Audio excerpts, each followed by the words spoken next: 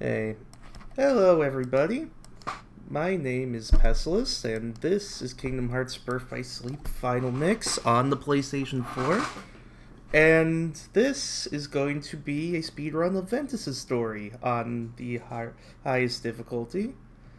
And BBS, it's a Game Arts game originally released on the PSP. The whole conceit is there are 3 characters with unique campaigns you can play through, and this is going to be Ventus's.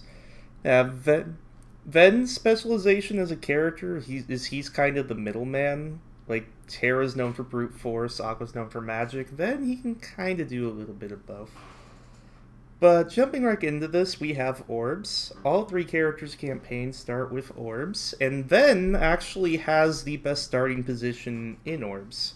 Because you can see the other 2 characters are in the middle of these things, but Ven is off and away, so we can use our shot lock, which puts us in a little first-person mode, and take advantage to really blow up some orbs without much difficulty.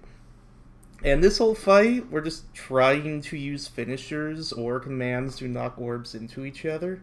And then when that doesn't work, we have Flame Salvo. Flame Salvo is the shot lock Ven starts with. It's the best shot lock in the game. Or at least the best non-endgame super mega shot lock you can get. So it's very, very good. We're going to be using it quite a bit. Ven's story also has a lot of cutscenes, so we're going to be skipping quite a few of those moving forward. But to start off with, Ven's only option is to go to Dwarf Woodlands, the Snow White world. So we're going to head on over there, grab this chest before we go anywhere, and do a few menuing things to get ourselves set up properly. First thing we're going to do is, you can see our command deck here. Commands are how in Birth by Sleep you do basically anything. They're your abilities, they're your items, they're your magic, they're everything. And so we just sold a couple commands we didn't want to buy some ethers, and we set up a sliding dash. That's what that looks like. It's great for movement and stuff. And so that we can go on this old dwarf minigame, which is a heck of a lot of fun. These dwarfs are hiding in boxes, and there's a really specific way to go about trying to take care of it. Like, Strike Raid Sliding Dash takes care of that first dwarf without many problems. Then when you do and build up your meter in the top left of the command deck, you get into command styles that look like this, based on the type of attack you used. Fever Pitch is very good for Ven, so we can get in there, do some damage. That Strike Raid hit not just that box, but the other box, so I can sliding dash straight in without any real problems. And then there's 2 more over here. The best way to do this one is Strike Raid, Arrow, and then exactly 3 shot lock, so that it'll break, and then the minecart cycle will come rolling around, and we can use the finisher to get rid of things. That's a very fancy specific strats to kind of throw at the beginning of the speedrun, but it shows most of what BBS and this run in particular are all about. It's how can we get commands that are going to help us do all sorts of crazy stuff like this early on, and how can we use them to our advantage as early as we can. A lot of these commands we're going to find in chests and stuff. Like, we found a bunch of ethers there already, bought a couple, so take advantage where we can. We got Mini in a chest, which we're about to equip now with the ethers. Mini shrinks enemies to where you can literally stomp on them and they just die, and it's hilarious, and I wish it was used in more than just this fight. This is Snow White Escort. Just Snow White stops moving when there are enemies in front of her, so our whole goal is just to make sure there aren't any enemies in front of her. Like, we skip, and there's these trees you can see over in the background that get really angry and like want to stop you, but we were able to skip that tree back there This tree, we wait half a second when doing the reaction command to try to get both trees at once. Didn't succeed all that well. I got a wellspring drop. I'll get back to that thought in a little bit, but keep that in mind. But we're going through. I have the Fear Pit's finisher because I filled up the bar on the top left, and I can use that to kill some dudes. If you stop Snow White here for half a second, it'll make sure that this little cyclone stops both trees. And this escort is very much know where the enemies are going to spawn in and get rid of them as needed. It's very much what this is all about.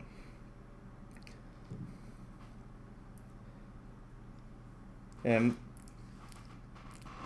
I'm going to go a bit more into like commands leveling up and drops and stuff in the world after this, because there's a lot of setup we have to do. But just know this whole run is how do we get commands, how do we make them as good as possible, like how do we get everything that we need in specific scenarios. So, you know, I said Flame Salvo was really good. It's really good. So we're going to Flame Salvo at exactly 11 for as much of this fight as we can. I screwed up a bit there. That's because if you do exactly 11, it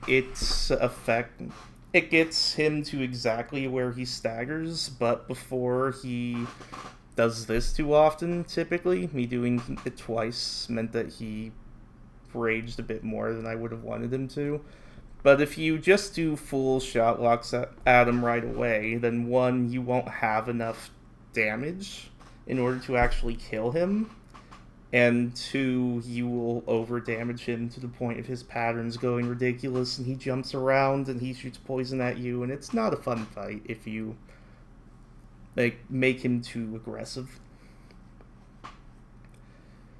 And so, a couple more worlds open up to us now. We have Castle of Dreams, the Cinderella world, and Enchanted Dominion, which is the Sleeping Beauty world. And we're going to go to Castle of Dreams, or as I call it, Castle of Dead Dreams, because this is where most runs going for good times die. Because, here's the thing. We equipped at the start of this run an ability called EXP0. That means that we're staying at level 1 the whole run. We don't gain any levels ourselves. By the way, we're just going to buy a couple sliding dashes and some sleeps. But we don't gain any levels ourselves. But however, we do have to grind in this speed run. Not for levels. Like, we don't grind for levels at all. You can see messing around with movement a bit here. If you are able to, you can walk onto the guy up there and attack up. Do some movement here to pick up items. We have to pick up dress materials for Cinderella in order to move on with the story. But what we're actually going to look for is we need to grind to get specific items in order to get the command setups that we want and the abilities that we want. Because basically the commands themselves level up in this game, and you use the commands to, you can meld the commands into stronger commands, and and when you do that, you can attach crystals that give you certain abilities, like certain crystals give you second chance and once more, and leap racer and attack haste, and all these RPG abilities you expect to get. So we want some fleeting drops here in order to get us magic haste, which we really need for large portions of this game. There's one right there. We need 3 of those things. We're also constantly going in and out of D-Links. D-Links are this game's version of summons, essentially. And so what they do is they replace your command deck with different commands.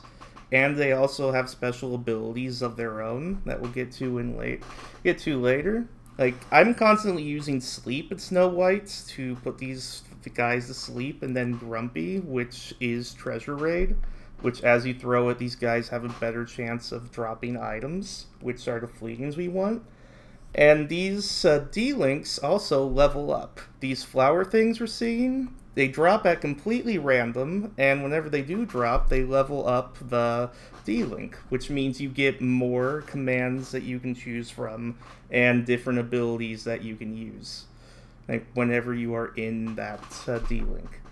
So we're trying to level up Terra and Snow White to level 2 D-links for a few specific fights later on. And we're also trying to get our fleeting drops in order to get the magic haste and get the commands and abilities that we need later on. That grinding wasn't the best, wasn't the worst, just kind of is. I'm intentionally going to Terra's D-Link, and I'm changing its finisher back to the level 1 finisher. Because the level 2 finisher isn't great. But this is why we want Terra to be at level 2, specifically this fight. This guy's named Lucifer, and we're going to go in, intentionally get hit, we're trying to get into critical health, and then we're going to wail on him. Terra's level 2 D-Link gives us a special ability where Ven does extra damage when Ven is in critical health. So intentionally being in critical health and having this loop we can do means that we can really just screw this guy up without much implication against us.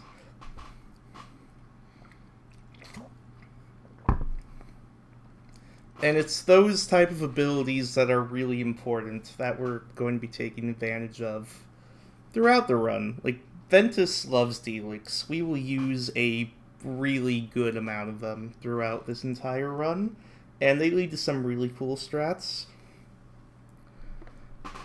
Yay. Enchanted Dominion here. It's going to start off with a whole bunch of movements. The only thing interesting about the movement is I'm sliding dashing around, and fastest form of movement in the game is to have a sliding dash hit an enemy, and then if a sliding dash hits an enemy and you dodge roll, you can dodge roll out of it immediately, canceling the animation, and that's the fastest form of movements that we have in this game. Which I'm failing a couple, but it's fine. But a whole bunch of walking here. Enchanted Dominion is the scariest world in this run, to be completely honest. It only has 2 fights, but those fights are incredibly scary, and there's a lot that can go horribly wrong.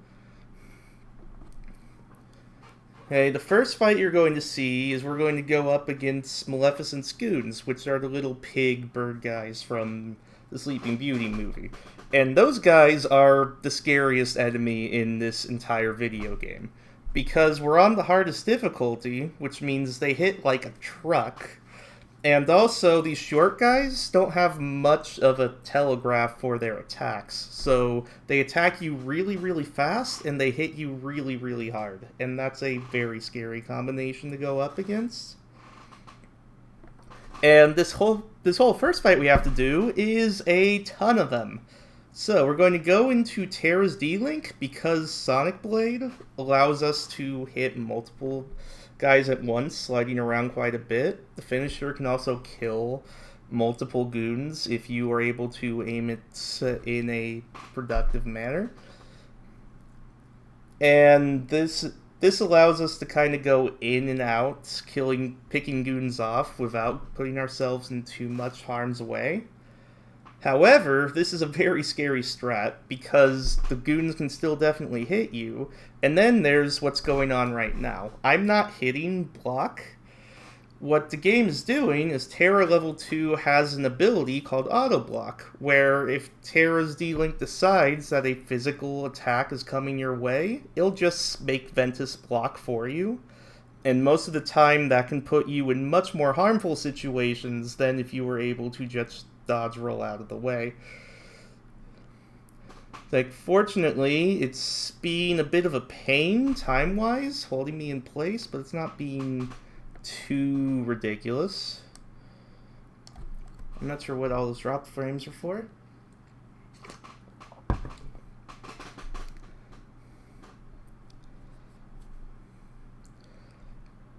But yeah, that fight can be incredibly scary. We have some more movements. there are magic portals. Like, gimmick is it's a maze to get you lost. The key to any maze in any KH game is you always go straight. Speaking of straight, I want this chest right here. This chest gets you Tornado Strike. I also, if I had gotten 4 fleeting crystals in grinding, I would not grab that chest, but I got 3, so I need the 4th one. Gotta grab the chest.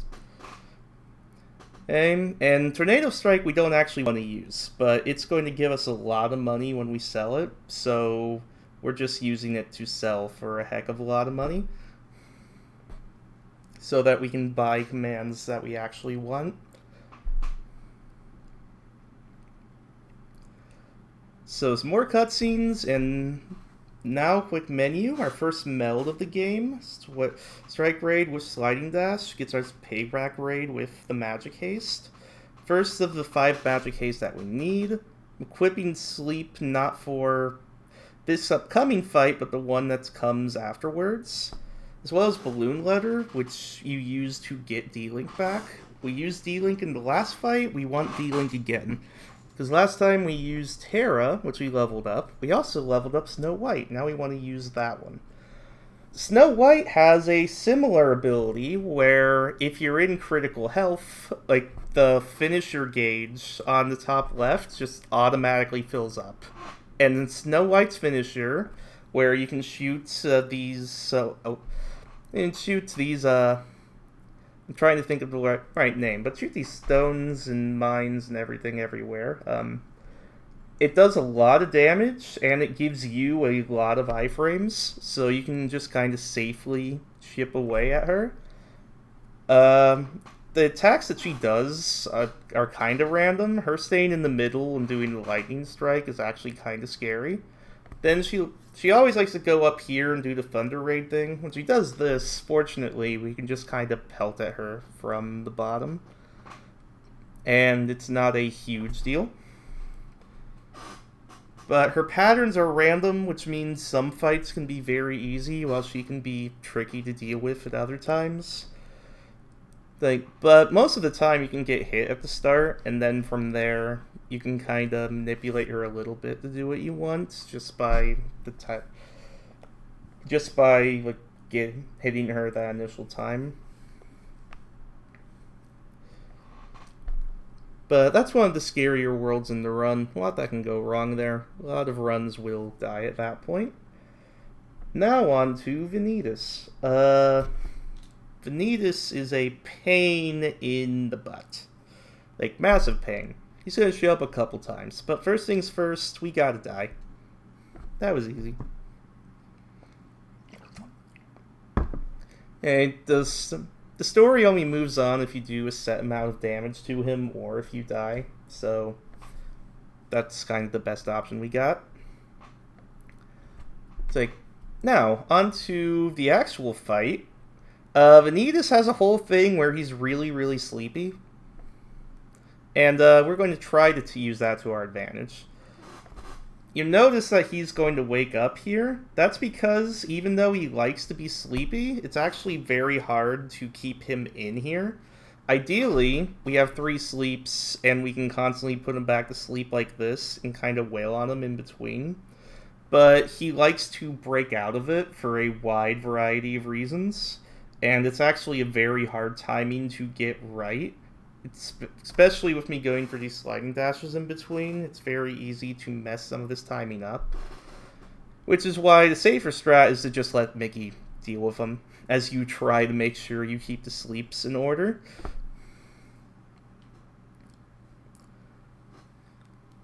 It's a cool strat, but if you hit the initial sleep, essentially, you hit the first sleep that you got, then you're good. You're in pretty good shape. If you don't, then it's full-on panic mode. How are we going to get this guy to go to bed? You know, just like real life. So, moving right along to Radiant Garden. Cinderella, Enchanted Step. Remember this later. Enchanted Step, just... if you lock on to anything above you, it lets you fly really high in the air. Remember that. That comes back later. So at the start of the run, I said I got a Wellspring Crystal, and we'll get back to that. In this room, if I did not get a Wellspring Crystal, I would have to go all the way to the right of the room to get a chest that has one. Wellspring Crystal we need in order to get once more. And once more, it allows us to survive off of a combo that would normally kill us. It leaves us on one hit instead, which is very important. Without that, it's a very scary, very, very scary game. So here, sell our sleeps and a whole bunch of stuff we're not using. We're buying a bunch of magnets, a bunch of thunders, and exactly one fire.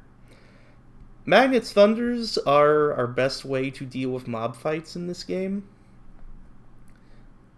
Like, magnets gathers the enemies up, and thunders just destroys them while they are in the magnet. It's by far the most efficient way to take care of enemies that are in groups, which this game's going to throw a decent amount more of that at us.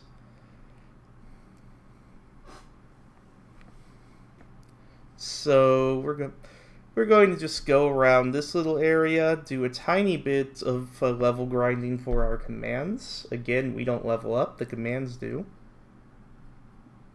So also going to get Counter Rush, which is a nice ability to have. We'll use that in the final fight all the way at that point. Okay. But just level up some commands so that we can meld them, and then we're going to put all our magnets and thunders together to make a zero Gravera, and then a bunch of Magneras and Thundaras, which are just stronger versions of magnets and thunders, and they all have magic haste attack to them, which means that all of these commands that are magic commands are going to reload really, really quickly and allow me to be able to spam them rather quickly and take that to my advantage. You also notice, again, I bought that one little fire. The reason for that is because of this fight upcoming. We're going to be fighting Trinity Armor in a minute. Trinity Armor is really, really scary.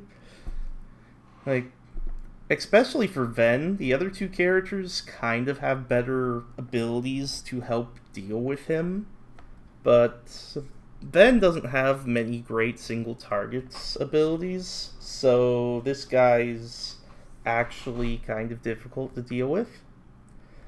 The fire is going to help us a bit with that, because at the start, we can use a few abilities with the fire. Because we used a fire, it gets us into the command style Firestorm.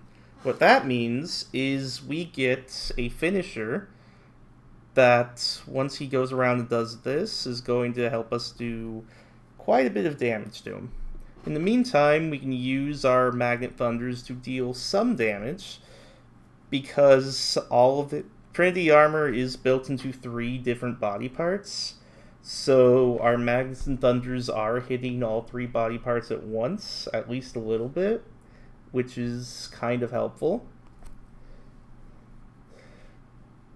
And basically the best case scenario happened where 2 of the body parts died from the Magnet Thunder thing. Me dodging through that laser is actually kind of scary, because it's a one-hit kill laser, which is why I'm just standing under his head, because the laser can't hit me, and it's kind of funny. But now, towards the end, he'll come back down, Firestorm will do a bunch of damage, and we won't have to deal with the very scary end of this fight.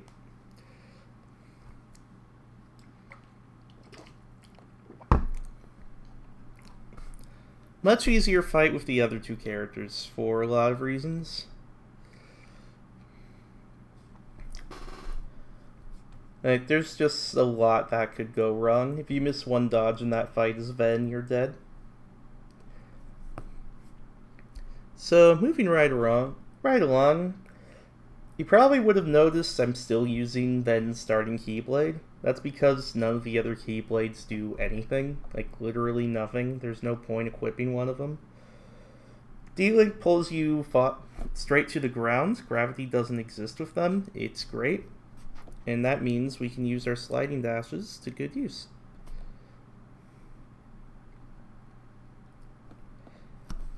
So we'll run right back to where we entered this world, and now there's going to be some unversed waiting for us to kind of kick their butt. This force fight and most of the other force fights after this are really built around knowing where the unversed are going to spawn in and being able to use your magnets and thunders effectively to take care of it.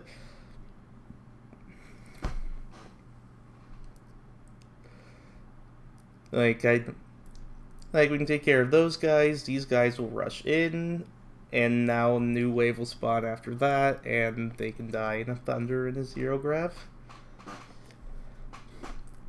Like, going quickly in these force fights is very much know the exact places to stand and cast the commands and be able to do it quickly and decisively.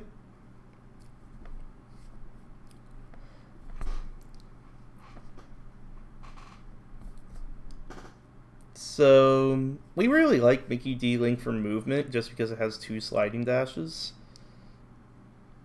And when done well, it means we can do stuff like that and go pretty quick. But that's the end of Radiant Garden.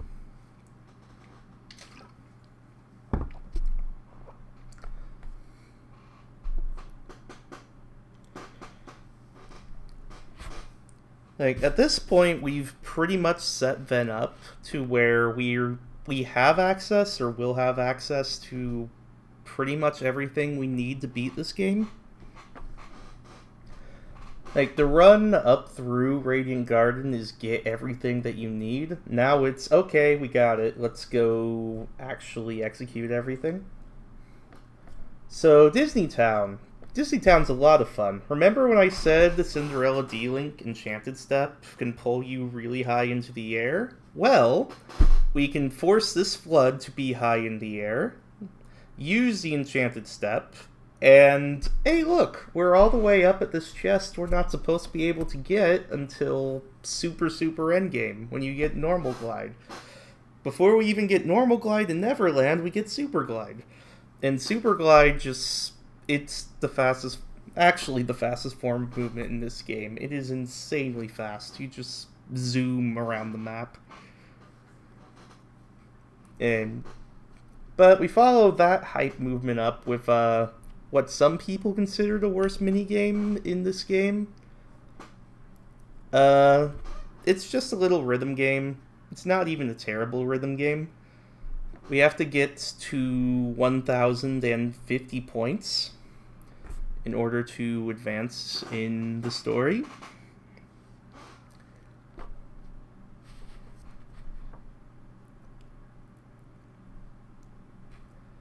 I wish I could say there was a lot more to it. But it's a rhythm game. You hit X at the right time, and it's really hard for some people, I guess.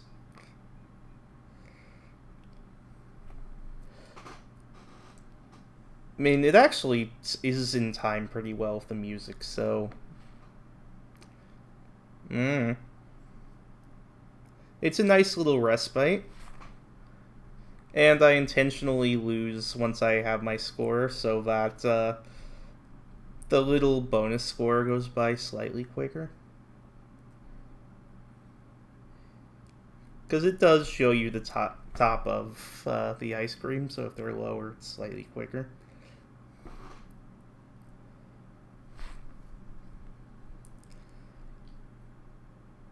But that's about it for Disney Town. Now on to Olympus. Olympus Force Fight has the other enemy in this game that sucks, aside from goons. They have jellyfish. Jellyfish, just like goons, they're really small, they hit like a truck, and there's basically no warning of when they're going to attack. If they decide to attack you, they'll just attack you. Before that, though, a little bit of running to different parts of the arena. We know where these guys are going to spawn in, so it's not horrible. Now, before these jellyfish get a chance to spawn, we're going to try to deal with them. if you do not just instantly magnet these guys whenever you're close, they can and will just find ways to horribly murder you. So it's important to go in really quick magnets. Like, just don't waste any time whatsoever. If you do, you're probably dead.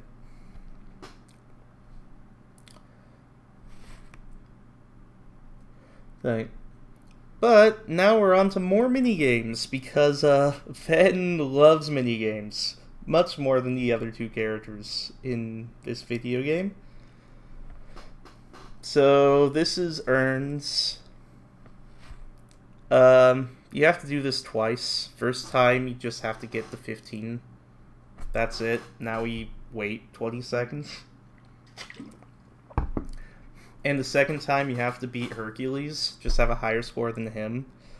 And it's hard to lose to Hercules, although sometimes he just goes Super Saiyan, and it's like, hey Herc, I don't know what I did. But most of the time, it's not a big deal. You just get on some barrels, roll around as if it's a yarn ball, throw some explosive barrels at pots, and that's all there really is to say about it. While this is going on, like, in my chat, I normally have random Q&A stuff while this is going on, but I'll explain why we're playing on level 1 while we're here. So, EXP 0 in this game, which stops you from getting any experience and stay at level 1, has some very weird, rare properties. Well, not rare. It has a weird property in this game where it essentially boosts any finishers that the characters do to the battle level of the world. So, even though you're level 1, if you do a attack that is a finisher in the last world of the game, like, that finisher will be boosted to do the damage that is at the battle level of the final world. So, battle level of the final world is like 20, I think. So your level 1 finisher is actually going to do damage that is up to level 20. And that is really good because, A, on crit where you don't level up, you do really bad damage unless you actually grind to get levels. So it allows us to not really worry about level grinding. And B, it's something we can exploit quite a bit, because it's every individual finisher, meaning that if we use attacks that have a lot of finishers, then we can do a lot of damage.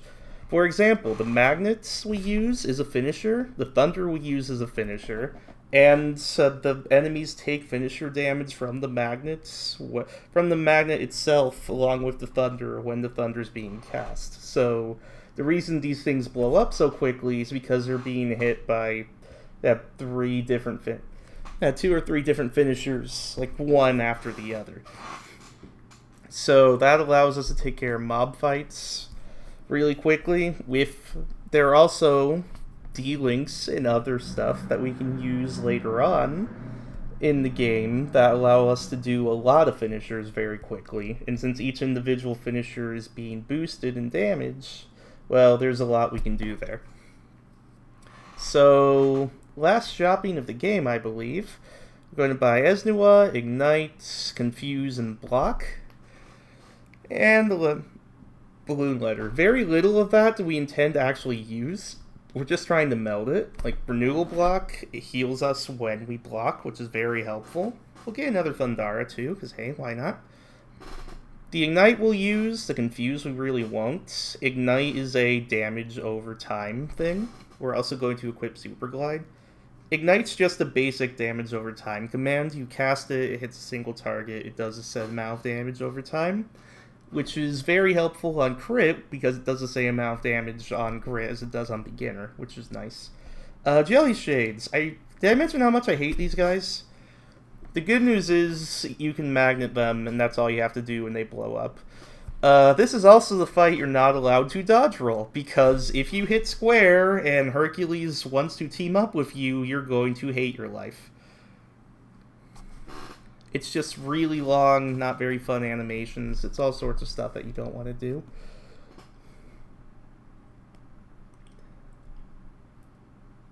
Any YouTube bars that show up is because this is a run I did a long time ago, so I'm sorry about that.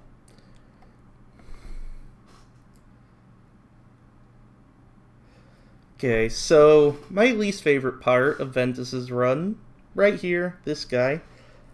They decided it'd be fun if they put a mini game with a boss that can actually murder you. And since we're on crit and on level 1, holy crap, can this guy murder us? So the triangle command, our charge, is the best way we have to deal damage. And we just have to kind of use that while looking for the attacks that this guy can do to us. And, yeah, it's ideally he doesn't attack us that much. And ideally we don't have to worry about it too much, but it's pretty scary. I've died to that fight more than I want to admit. So there's what Super Fight looks like. We're grabbing a pulsing because we need it to get second chance. Can't skip this cutscene. Why? I have no idea. Could not tell you. So, this is one of the more complex and interesting force fights in the game. Because, yes, it's going to start out with some Magnet Thunder stuff. But then we're going to get into a brand new command style Ven has, called Wingblade, which is also the coolest command style in this game, at me. And Wingblade's finisher is this huge explosive thing, and it's pretty cool. So what we're trying to do is get that finisher while getting everything into positions where the magnets can murder it.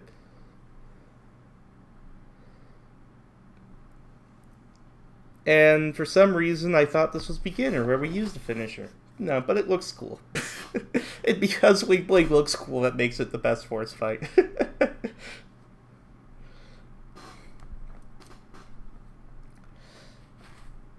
In beginner, we actually use Wingblade, and it's pretty hype.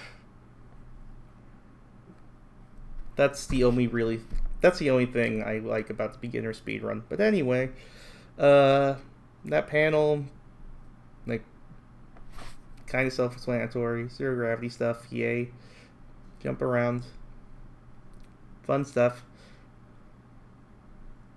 Like, a lot of this game is just movement. And kind of knowing some of the faster ways to go through movements. So this fight, this is a strat that has barely changed since the PSP days, since before this was ported onto multiple consoles. The whole strat is ignite him and hide behind a pillar. And that's a strat. We're just going to play hide and go seek with this scary, scary squid alien monster. The reason we're playing hide and seek is because this guy could do a crap ton of damage to us. Like, if he sees us, he's going to spin around, and he spins around the whole arena, and you can barely target him, and he kills you in one hit. And it's not a lot of fun at all, by any measurement of the term fun.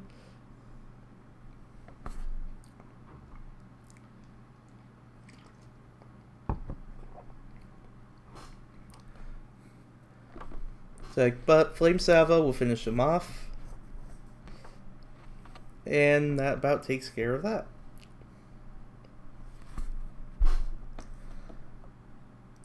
So, just a couple more worlds left. Going to go off to Neverland, where we learn Glide, except we already have Super Glide, so that didn't serve much of a purpose, did it?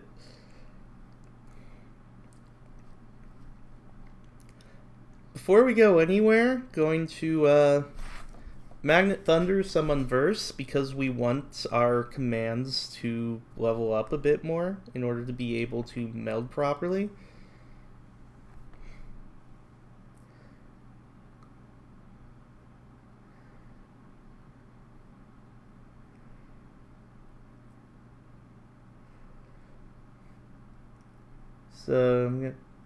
So my commands actually did not level up there.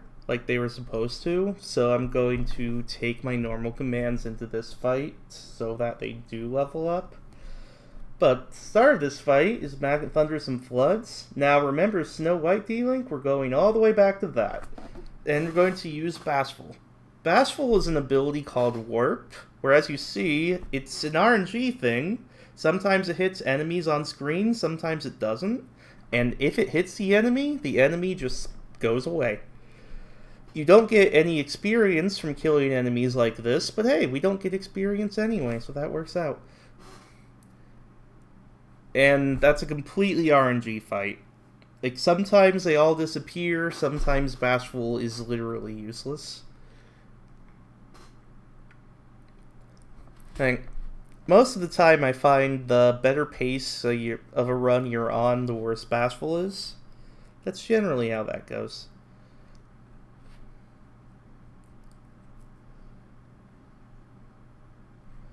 So I still didn't get the command levels I wanted, so I'm going to just take care of these guys real quick. I need the magnets in zero gravity to level up. If I'm that behind on experience, that means Hercules and Zack in the force fight back in Olympus killed a lot of stuff. So the Confuse we bought, we mix with zero gravity just to get our once more. Like Magnet just gets our second chance, or vice versa. The commands we have don't matter. You see, I don't even bother filling up my whole command deck. The commands we have for Ven at this point in the game literally do not matter. We have our Ignite, that's all that really matters. Like Ignite Balloon Letter, that's all we need. So, Hook, we're going to swing intentionally, so we'll hop around. Then if we come here, he'll fall off. We can do Ignite as he falls down. Then he comes over here, going to Ignite, then go into Mickey D-Link. We're going to intentionally get hit to fill up the command. And then we're just going to watch him try to hit us as Mickey goes to town.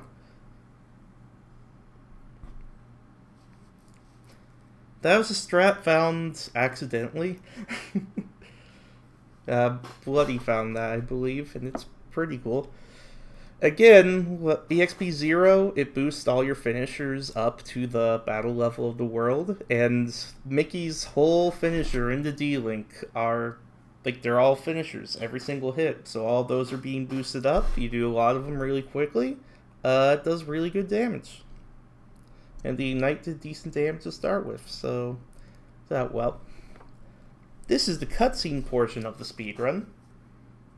Sirius Tower lasts about 2 seconds and gets you cutscenes. Then we go to Keyblade Graveyard just to get a couple cutscenes. Then we have to go back to Land of Departure to get 7 cutscenes, I believe. And then we're going to go back to Keyblade Graveyard and actually do something. Big old cutscene bonanza.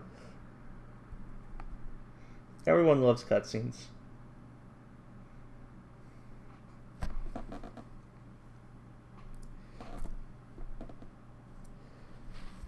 So, and now, final fights time. The couple things are going to come into play here. One, in Neverland, we got to D-Link for Peter Pan. D-Link for Peter Pan is really good because his finisher is really good, which we're going to use that to our advantage. Also, the counterattack we got back in Radiant Garden, that lets us, when we block something successfully, counter. That's how we're going to build up to Peter Pan's finisher. And also, when we built Renewal Block back in Olympus, that means whenever we block one of Vanitas' attacks, our health gets fully restored. So we're going to use all that to our advantage in order to get to the Peter Pan finisher, which I will let speak for itself at that point. Also, Vanitas, like, his properties changed. The first time we fought him, you can just sleep him. Now he doesn't go to sleep. It's weird. Can't really explain that. Anyway, we have the Flame Salvo him to start off with first, because he wants to get on the flying carpets, I mean keyblades. And now, get into Peter Pan D-Link, start our counterattack initiative, fill up this bar in the top left, and wait for him to jump straight up. He can also jump away, so we have to make sure he jumps just straight up. That's him jumping away. Once he jumps straight up, not that one, it's very easy to get an itchy trigger finger here. But, straight up. And dead. So, Swordbill is over 100 little tiny, not hard-hitting finishers back to back to back to back. But all these little tiny finishers are being boosted to the level of the world we're in, which is the final world. So, yeah, they deal a lot of damage. Balloon Letter gets our D-Link back. We're going to need that right away. Going to intentionally get hit, slap him out of it, and now we're going to try to get Pan back. Bit of hitting him to provoke him, bit of dodging whenever we can, and he is dead. Final minigame time. This is actually really, really scary. You essentially go into this Dragon Ball Z Super Saiyan fight, and essentially you need to have your shot lock match up against one of his attacks, and that would get you into this anime back and forth fighting thing, and you need to do this 4 times, and once you do it 4 times, the game will let you end the run.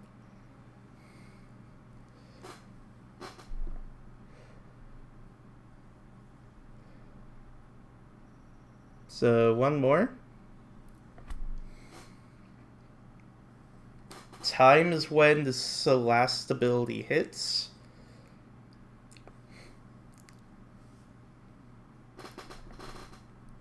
And that's time.